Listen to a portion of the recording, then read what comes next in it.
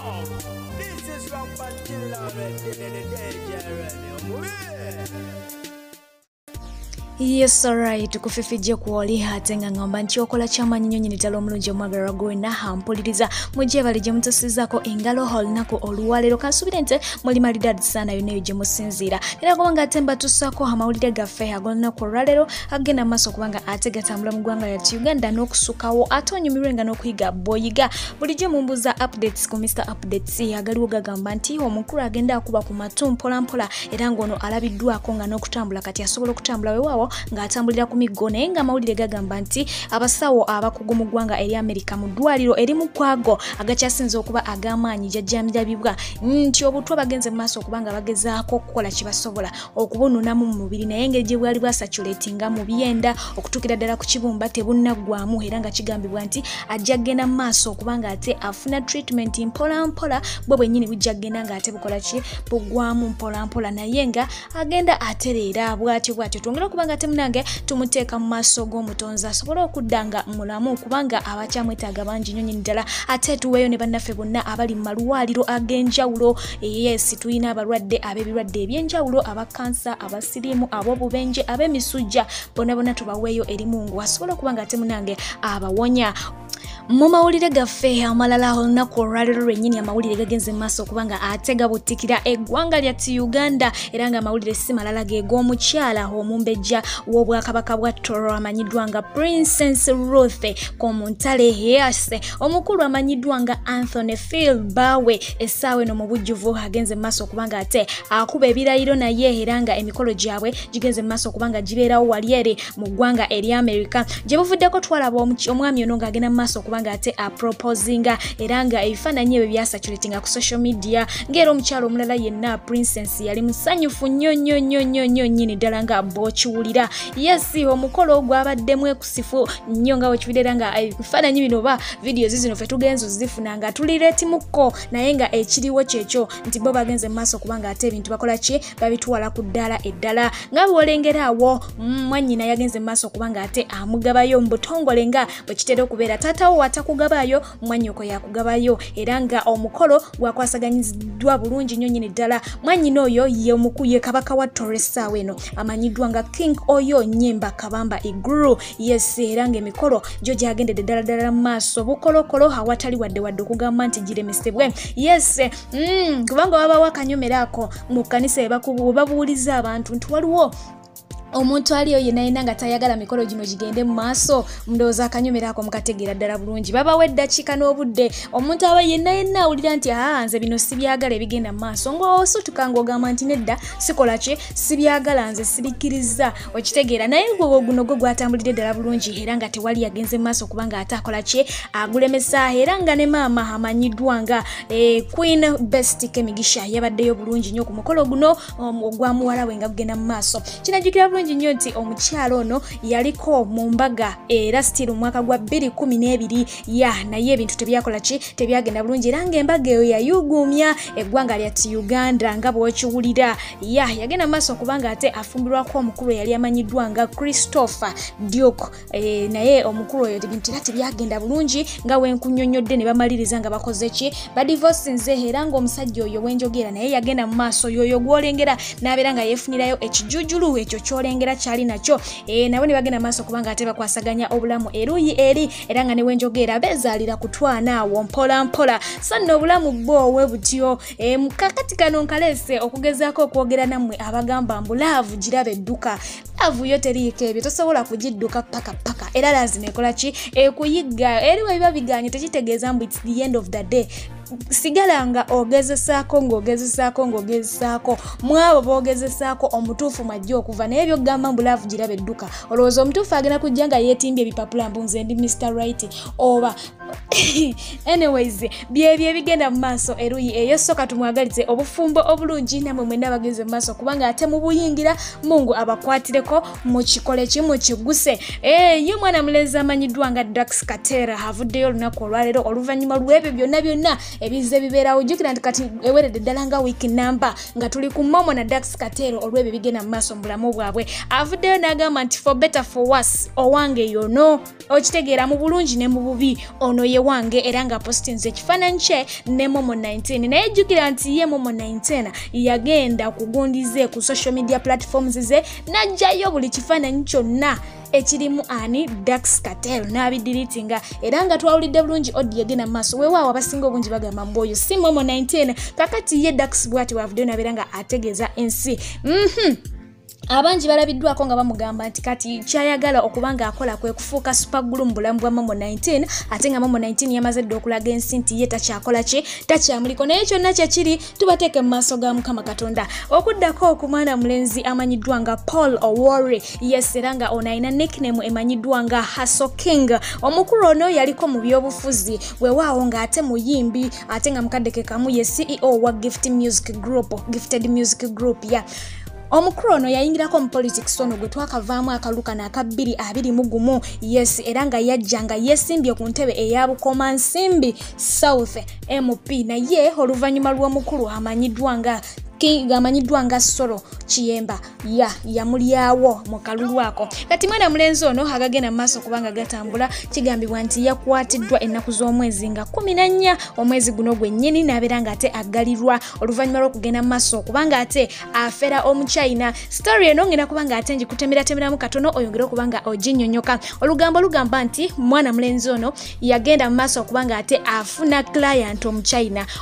oyo yalina kyaliwe mu ggwanga lya Uganda naye nga kyaliwe bamukwata ne bamusiba lwakubaako bi products ebitategerekeka byafulumya okitegeera polisi ye Uganda n'emukola ki n'emusiba era nga awere nnemba n'egye emisango kati ono kyaliwe gwe bataasibe yali ebweru nga ayagala kugezaako kunnula kyaliwe ali mu kkomera abeere ng'akola ki ng'ateebwa mwana mulenzi ono we yayingirirawo ne banne abawera ddala basatu ne bakola omuwendo gw'abantu bana ne balimbalimba Omuchina nti bo balooya abakuukutivu mu ggwanga lya Uganda era omusango gwe basobola okuguyingiramu bulungi nnyo singa agenda mu maaso okubanga ate abawa ensimbi eziwera ddala $2,220 ng'ezo so zikyusa mu ze Uganda n'ofunamu obukadde bw'ensimbi nga 77 Omuchina n'abagamba nti sente ezo kweri wenzibawa ekintu kyange munaakiggusa bulungi omwana mulenzi oyo nakkiriza nti ye ne banne ne bagamba nti tujja kiggusa ffe tuli balooyi abakokotivu tuwasoma n'okukuka munange Muchina nga naye akwata sente ng'azibawa bano nno bagattako okumutegeeza nti polisi ye Uganda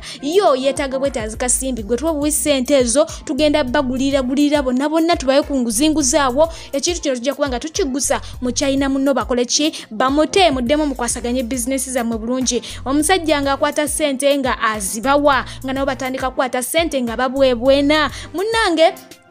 ebintu bigenda okugenda mu maaso Omuchina talaba kiva mu bantu talaba bantu we bennyenya talaba wonkyukakyuka kuganga ebintu tabitegeera yagenza okukitegeera nti bamufera nga kiri kikeerezi n'abeegayirira bamuddize sente ze naye nga bomanyi sente nga nfere munnange nga tewali nga tebalina sente nga sente ezisinga obungi baazibwebwena Omuchina n'ava mu mbeera kwe kubassaako omukono ogw'ekyuma nabo n'agamba nti kakati nammwe mulina okuba nga ate mukola ki muyingira ekkomera era nga wenjogeera nga wenkugambye ennaku z'omwezi nga 14 abasajja abo bonna bagenze mu maaso kubanga ate bakwatibwa batemeza maki mabega wa mita yimbwa obwo bwe bufere Uganda bweyimiriddeko ennaku zino naye nga n'oyo naye yali agenda kubeera mukulembeze w'abantu ab'ebukomansimbi Mungu ayongere okubanga ate atusaasira omuntu omu ojja kugamba nti yes wabaga yakikoze mu China yali yose n'akikolera ddala bakola ki mu nsi yaffe naye ng'ate naawe jjukira nti baganda bo bangi sinakindi naawe mwennyini ensi gy'oli mu nsi ye yammwe naye ate tokolayo ki tokolayo bufere oba tokolayo bubbi kabubeere obuyaye kabubeere obulimba